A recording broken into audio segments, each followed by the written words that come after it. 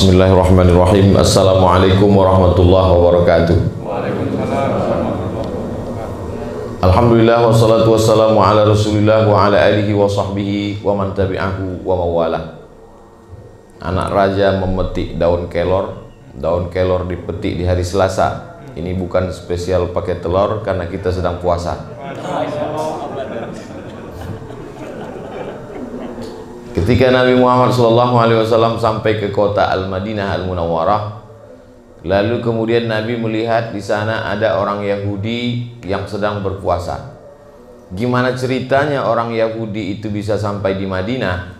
Karena dulu pusat peradaban Yahudi itu berada di Palestina. Nabi Ibrahim alaihissalam punya anak namanya Nabi Yakub, Nabi Ishak. Nabi Ibrahim punya anak laki-laki nama Ishak. Ishak punya anak Yakub. Yakub itu punya nama lain yaitu Israel. Maka anak cucu keturunan Yakub disebut dengan Bani Israel. Dan mereka punya peradaban di Palestina. Kemudian datang serangan dari Babilonia, bukan Bangka Belitung. Datang serangan dari Babel, Raja Nebukadnezar. Maka hancur leburlah kerajaan Israel ini, dan sebagiannya lari pontang-panting sampai ke kota Makkah Al-Mukarramah, sampai ke kota Al-Madinah.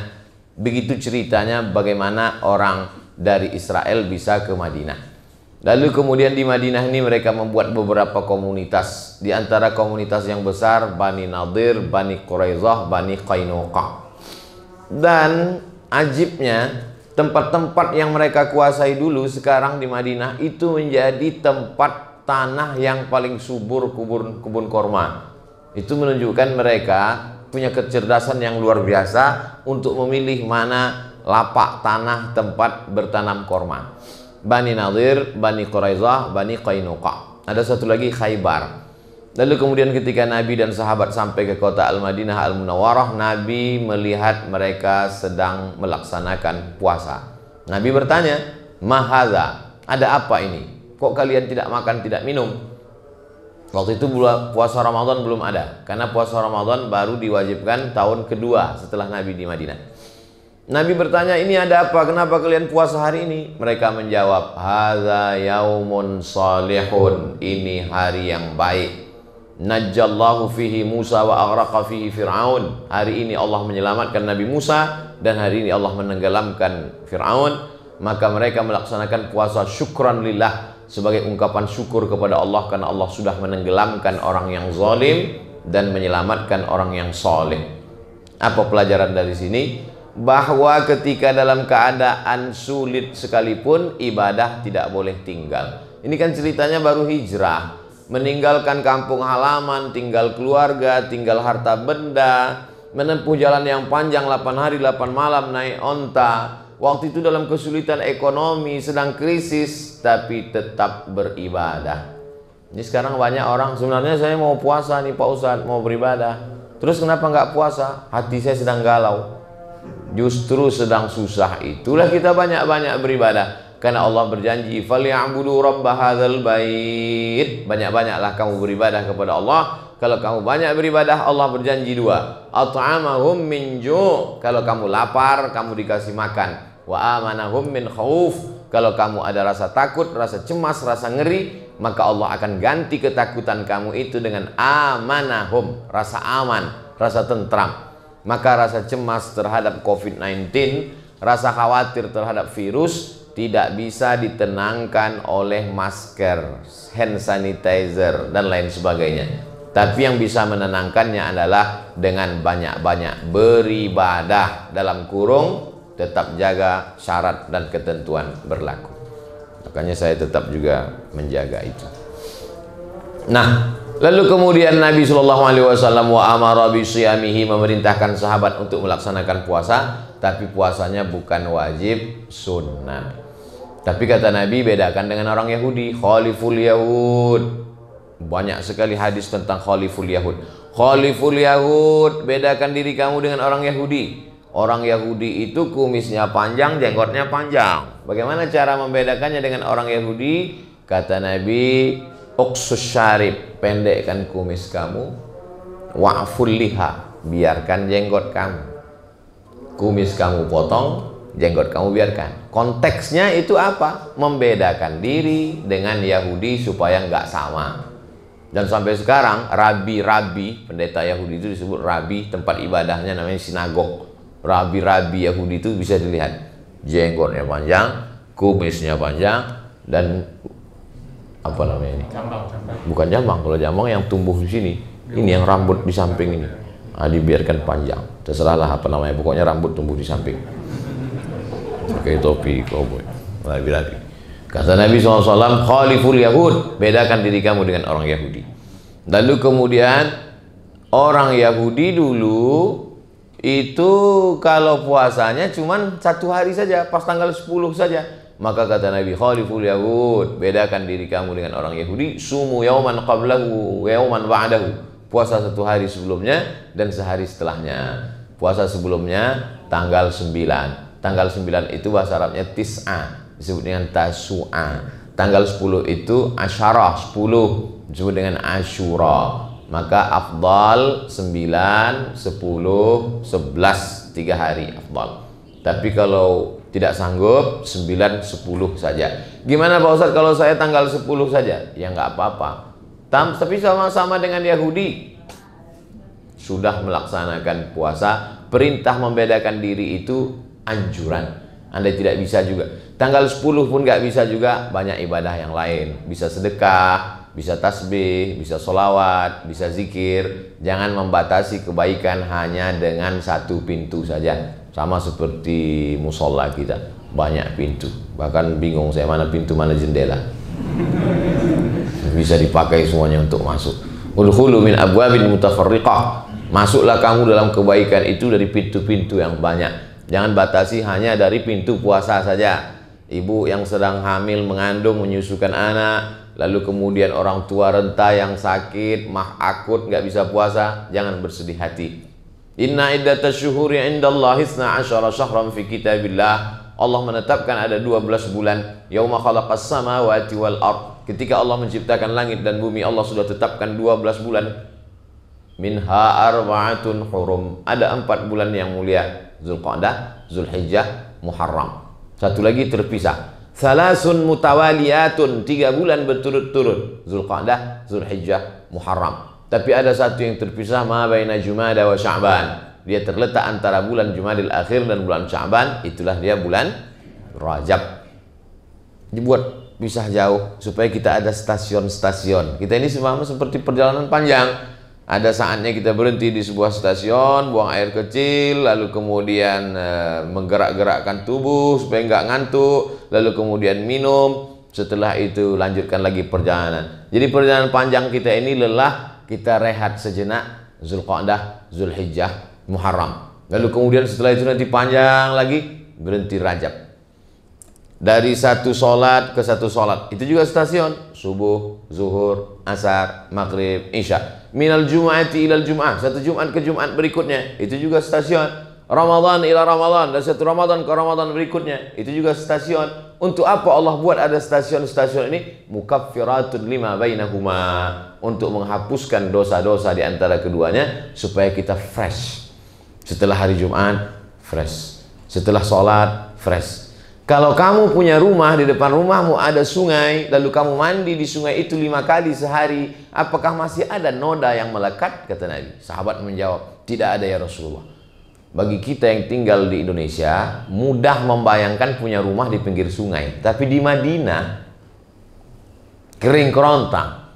Bagaimana kalau kamu berada di tepi sungai, di depan rumahmu ada sungai, kamu mandi 1 hari 5 kali. Mandi subuh, mandi zuhur, mandi asar, mandi maghrib, mandi isya. Ditambah lagi mandi duha, mandi tahajud, mandi witir, mandi qabliyah, mandi wa'adiyah.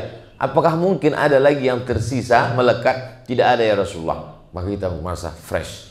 Kita ini orang yang banyak silap, banyak dosa, banyak salah. Begitu air kita masukkan ke mulut, kumur-kumur, fresh.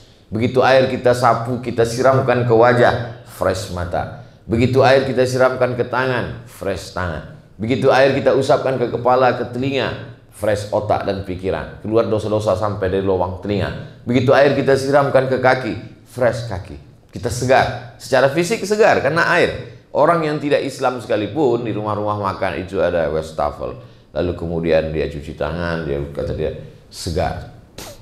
Dulu kita selalu cuci tangan, setelah itu baru makan. Sekarang bolak-balik cuci tangan, nggak makan.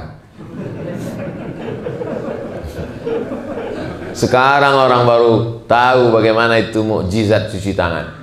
Sedangkan Nabi Muhammad SAW 14 abad yang lalu sudah mengajarkan kita tentang itu semua. Jadi dengan adanya apa yang sedang kita hadapi ini, semakin memperkuat keyakinan kita bahwa Muhammad SAW bukan manusia biasa, tapi dia adalah, dibacakan dalam surat Al-Kahfi ayat 110, di ujung-ujung tadi dikatakan imam kita, Ananda Qori kita membacakan ayat, Qul innama ana basyarum mithlukum. Katakanlah ya Muhammad, aku basyarum mithlukum. Aku manusia sama seperti kamu.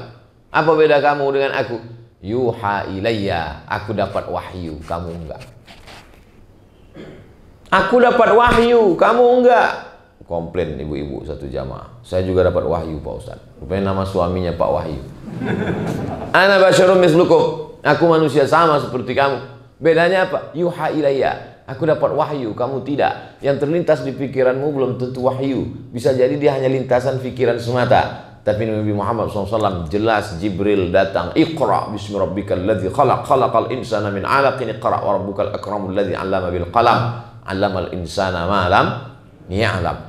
Oleh sebab itu maka segala permasalahan hidup di dunia sudah dibuatkan acuannya, itulah dia wahyu dari Allah Subhanahu wa taala yang dibacakan Nabi Muhammad SAW, didengar oleh sahabat, dibaca oleh sahabat, didengar oleh tabi'in, dibaca oleh tabi'in, didengar oleh tabi'in, sampailah ke generasi guru-guru, sampailah ke murid dari guru-guru itu, santri-santri, dibaca oleh imam kita tadi dan kita mendengarnya. Bacaan yang sama dibaca oleh Nabi malam Jumat surat Al-Kahfi, itu juga yang dibaca oleh ananda kita tadi. Saya terus terang tadi begitu di awal, Masya Allah ini dibaca surat Al-Kahfi. Kalau sampai selesai jam berapa kita naik sepeda? Rupanya beliau cerdas. Rakaat pertama beliau baca awalnya, rakaat kedua beliau baca ujungnya. Dapat dua-duanya. Makanya kata Nabi, hafallah 10 ayat di awal dan 10 yang terakhir. Kalau sanggup semuanya, alhamdulillah. Man qara'a surat Al-Kahfi yaumal jumu'ati. Siapa yang membaca surat ini hari Jumat, petang Jumat, sore Jumat, malam Jumat, adha'a lahu min nur. Allah berikan dia nur, cahaya. Ma bainal jumu'ataini, sampai Jumat yang akan datang. Ini dari Jumat hari ini tanggal 9 Zulhijjah, tanggal 9 Muharram menuju Jumat berikutnya, kita tidak tahu entah apa yang akan terjadi. Gelap. Orang kalau sudah berjalan di dalam gelap bisa nabrak. Orang tua sangat dikhawatirkan berjalan di gelap, ujung kakinya kena tembok, takut stroke, takut sakit. Anak kecil nggak boleh dalam keadaan gelap. Kalau anak kecil sampai gelap, napasnya sesak. Makanya begitu mati lampu, anak kecil langsung segera hidupkan lampu, hidupkan senter, hidupkan lilin. Begitu juga kita kalau dalam keadaan gelap, tak dapat melihat. Oleh sebab itu bagaimana cara menghilangkan kegelapan ini? Nur. Makanya di antara doa salat tahajud, Allahumma ja'al fi qalbi nura, wa fi sam'i nura, wa fi basari nura, wa an yamini nura, wa an yasari nura, wa an amami nura, wa min khalfi nura, wa min fawqi nura, wa min tahti nura, waj'al li nura. Kita bisa pandang memandang, kita bisa tersenyum walaupun nggak kelihatan. Kita bisa membedakan mana tiang, mana orang, mana pintu, mana jendela. Itu karena nur, cahaya. Oleh sebab itu kita bisa tahu mana hak, mana batil, mana betul, mana salah. Itu karena cahaya. Maka kita meminta bimbingan dapat cahaya dari Allah. Maka kita sedang berada beruntung di bulan mulia, bulan haram. Di hari yang paling mulia, hari Jumat. Di waktu yang paling mulia, waktu subuh. Pada saat momen kemuliaan menjelang Asyura 9-10. Berada di tempat yang paling mulia, rumah Allah, masjid, musalla, bersama orang-orang mulia, ada hati iman Islam di dalamnya. Mudah-mudahan kita selalu mendapatkan kemuliaan-kemuliaan. Berada di tempat orang mulia, bersama orang mulia, mendapatkan kemuliaan. Ada orang amat sangat senang, saking senangnya melihat makam Nabi, secara spontan tangannya memegang dinding makam Nabi. Polisi marah, jangan pegang, nggak boleh. Lalu kemudian ditangkaplah orang ini. Ditangkap karena dianggap sudah melakukan perbuatan tercela karena memegang dinding makam Nabi. Lalu kemudian kepada orang yang nangkap itu diberikan Al-Quran, hadiah. Begitu Al-Quran itu diberikan kepada dia, dia cium Quran. Bapak kok cium kulit kambing? Enggak, saya cium Quran, bukan kulit kambing. Itu yang Bapak cium kulit kambing. Saya bukan cium kulit kambingnya, saya cium isinya. Sampul Qurannya kulit kambing. Yang dicium bukan kulit kambingnya, isinya. Oh, jadi boleh? Iya. Terus tadi saya megang dinding kok nggak boleh? Saya kan bukan megang dindingnya, saya rindu pada orang yang di dalamnya. Kalau gitu Bapak ditangkap juga karena nyium kulit kambing. Saya bukan mau ngajarkan nanti pergi umroh lalu mencium dinding makam Nabi, enggak. Kadang kita karena terlalu spontan, akhirnya kita terlarut-larut. Alaila tuhibbu amid dunya wa ma fi tawayaha. Hai Qais, mana yang lebih kau pilih? Dunia beserta isinya atau Laila? Kata Qais, laghubaru ni'aliha ahabbu ilayya wa ashfali balwaha. Dunia beserta isinya, maka debu yang menempel di sendal Laila lebih kucinta daripada dunia beserta isinya. Debu menempel di sendal Laila lebih kucinta daripada dunia dan seisinya. Kalau begitu cinta kepada manusia, apalagi cinta kepada orang yang paling mulia di antara manusia, Nabi Muhammad sallallahu alaihi wasallam. Makanya kadang tidak sedikit dari jamaah itu ketika disebut sallu ala Nabi, Allahumma salli ala sayyidina Muhammad, meleleh air matanya. Bapak teringat umroh? Enggak Pak Ustaz, gaji 13 belum turun. Ada kerinduan-kerinduan kita yang sangat mendalam kepada Nabi Muhammad sallallahu alaihi wasallam. Makanya kalau cinta kepada Nabi Muhammad, ikutilah amalan-amalannya. Di antara amalannya ya ini. Yang puasa hari ini baik, yang belum sempat, belum sanggup hari ini ya nggak apa-apa, besok hari Sabtu aja. Ustadz hari ini puasa, insya Allah kalau kuat, kalau sampai. Kalau nggak puasa nggak salah juga, saya kan musafir. Bapak Ibu yang dimuliakan Allah Subhanahu wa Ta'ala. Ibu-ibu nggak ada Pak Ustadz? Ada, mereka nanti nonton, ini diupload. Nanti nggak disapa dia komplain. Yang dimuliakan Allah Subhanahu wa Ta'ala dimanapun berada, siapa di antara kita ini yang paling mulia? Inna akramakum indallahi atqakum. Yang paling mulia adalah yang paling takwa, paling takut kepada Allah. Dalam puasa itu kita dididik betul-betul takut. Makanya paling tidak kita puasa 3 hari, 13, 14, 15. Sanggup lebih banyak daripada 3 hari, 8 hari, Senin, Kamis, Senin, Kamis, Senin, Kamis. Sanggup lagi lebih banyak daripada 8 hari, 15 hari. 1, 3, 5, 7, 9, 11. Yasumu yauman, puasa 1 hari, wa yuftiru yauman, makan 1 hari, puasa 1 hari. Sanggup lagi lebih daripada 15 hari. Puasa paling tinggi namanya puasa dahar. Puasa apa namanya Pak Ustadz? Puasa dahar. Dahar itu kan makan Pak Ustadz. Kumaha atuh dahar? Dahar artinya sepanjang masa. Di antara sahabat Nabi yang puasa sepanjang masa, Abdullah bin Umar bin Khattab, anak Umar bin Khattab. Itu puasanya sepanjang masa. Di antara sahabat Nabi yang panjang puasa sepanjang masa adalah Sayyidah Aisyah, istri Nabi SAW. Setelah Nabi meninggal, Aisyah puasa sepanjang masa. Ikhtilaf di antara ulama. Ada yang mengatakan membolehkan puasa sepanjang masa, ada yang mengatakan nggak boleh. Tapi setelah diteliti, yang mengatakan boleh puasa sepanjang masa kalau tidak ada menimbulkan mudarat, halangan. Seperti Sayyidah Aisyah. Nabi sudah meninggal, dia tidak ada anak, dia tidak ada tanggungan, dia hidupnya untuk beribadah sepanjang masa sampai meninggal di dunia puasa. Malam tetap dia makan. Yang tidak boleh itu puasa wisol. Wisol itu nyambung dari mulai sahur ini sampai sore nanti, sampai malamnya, sampai besok. Kebanyakan orang yang puasa begitu bukan la'allakum tattaqun, tapi karena mau nuntut ilmu kebal jalan di atas air. Tuh apalagi jalan di atas air, jembatan banyak. Ayak-ayak wae tuh. Oleh sebab itu kita ini adalah agama yang mengajarkan rasionalitas. Kita berpikir itu untuk apa? Kalau hanya untuk kegaguman orang, banyak cara lain supaya orang kagum. Buatlah sesuatu yang ketika kau mati, maka dia menjadi tinggal yang bermanfaat buat orang banyak. Terus ente jalan di atas air, apa manfaatnya? Selesai, habis, tamat. Oleh sebab itu maka dalam Islam kita diajarkan, buatlah sesuatu yang kira-kira bermanfaat buat orang banyak. Siapa yang paling berguna dalam hidup ini? Anfa'uhum linnas, yang paling bermanfaat buat orang banyak. Ana wa kafilul yatim kahataini fil jannah. Aku dengan orang yang menyantuni anak yatim seperti ini nanti di dalam surga. Seperti ini kata Nabi. Lalu kemudian Nabi menunjukkan dua jari, as-sabbabatu, telunjuk, wal wusta, wa farraja bainahuma, dia jarangkan antara keduanya. Sejarang-jarang-jarangnya paling jauh segini.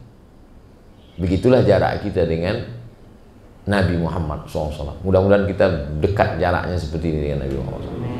Mana bisa Pak Ustadz, kita seramai ini mau dekat begini, sesuai sedekahnya masing-masing. Kalau 2000 ya segini lah, 2000. Skala seperti di peta itu, skala 3 km. Itu sesuai skala.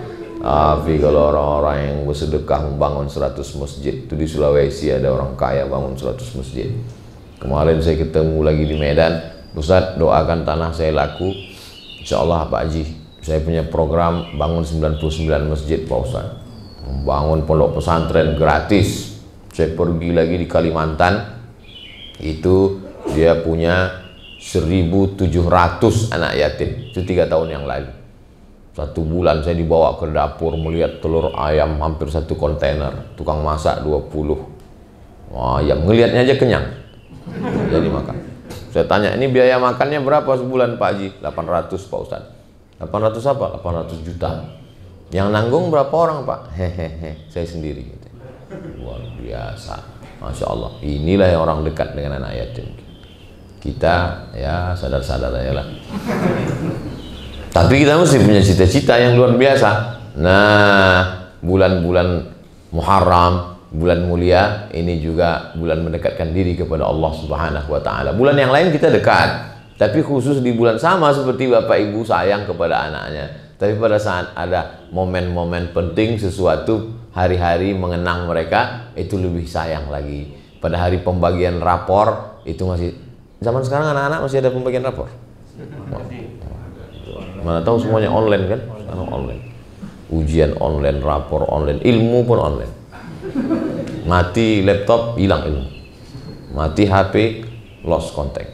Oleh sebab itu maka ini adalah kebaikan-kebaikan. Mudah-mudahan kita senantiasa istiqomah dalam jalan la ilaha illallah Muhammadur Rasulullah sallallahu alaihi wasallam. Di akhir majelis, mari kita berdoa kepada Allah. Ala hazihi niyah al-Fatihah. A'udzubillahi minasyaitonir rajim. Bismillahirrahmanirrahim. Alhamdulillahirabbil alamin.